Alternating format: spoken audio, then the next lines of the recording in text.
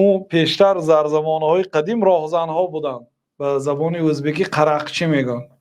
بعضی مردمای ما موی سفیدا دامولاها در تاشکند خوانده بودن، در بخارا خوانده بودن. ما ازبک نیستیم و ملتگرایی هم در اسلام حرام است. تمیزی رنگ و بو بر ما حرام است. نه افغانیم و نه ترک و تاتاریم، مسلمانیم و از یک شاخساریم. تمیزی رنگ و بو بر ما حرام است. ما یک کسی جدا نمیکنیم، باید جدا نکنیم. همه ما مسلمان هستیم که ما پرونده یک نوبهاریم. قرقچی یعنی دوز. در کوچه ها در راه راهزن می نشستن. راهزن ها، او راهزن ها هجوم میکردن به راهگذرای مال و ملکاشون میگرفتن. و وقتی که همین مردم هم پیش از آن که مالشون کشته گرن چی داره میگفتیم، بعد همه دروغ میگفته است. آخه عادت مردم بسیار به دروغ آمیخته شده هستند. یک کودک در بین همین کاروان بوده است. مادرش در داخل ایزارش از پولی که از مادرش میراث مانده است 40 تنگه بود، 200 تنگه بود، یا دوملا نقل کرده بودم. در داخل ایزارش دوخته میتید میراثی از پدرش مانده را که تو که طلب علم رفته ایستاده، مقصد از همین پول برای خودت صرف و خراجات میکنی گفته. بعد وقتی که دوزها میپرسن که چند پول داری، میگه هم 40 درهم دارم، یا که هم 200 درهم، چند درهمی که دارد همون میگه که همقدر دارم، در داخل ایزارم دوختگی است، از پدرم میراث موندگی است.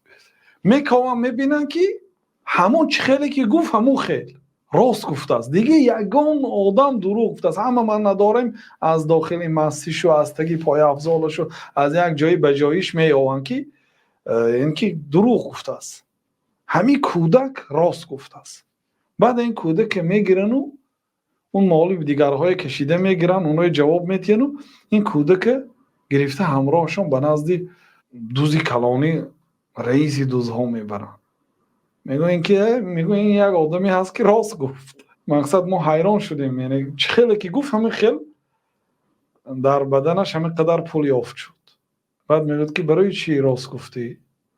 میگوید که آخی من برای چی دروغ گم؟ دروغ گفتن حرام است. الله تعالی میبیند. من از الله تعالی شرم میدارم برای دروغ گفتن. وقتی که همین یک چند سخنها میگوید، دوزی کلانی توبه میکند از دزدی.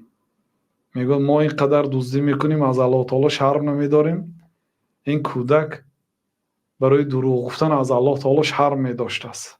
مثلا از بعض آدم‌ها شرم میدارید که برای دروغ گفتن، اگر فهمد که دروغ گوییتون فهمید شرم میداره. یا مثال اگر من حاضر در بین در همین در مقام تعلیم شریعت ایستاده دروغ گویم یا در کوچه دروغگوی باشم، از شما شرم نمیدارم؟ مگر شرم میدارم. یعنی که بسیار سخنی من از الله تعالی شرم میدارم که دروغ گویم گفته است. بعد این سخن تاثیر میکنه به دوزی کلانی. میگوید که ما از الله تعالی شرم نکرده مال مردم غارت میکنیم.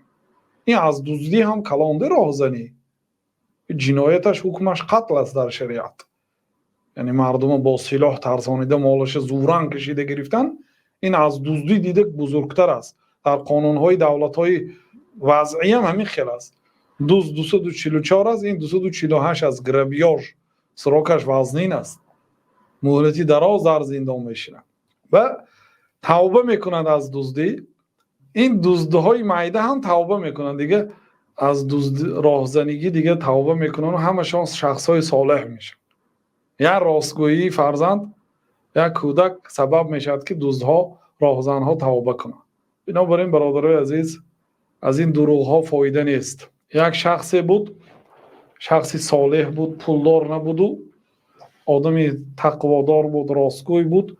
به بعض ساختمان های مسجد ها کمک های کلام میکرد. چخیل کمک میکرد؟ خودش پول ندارد.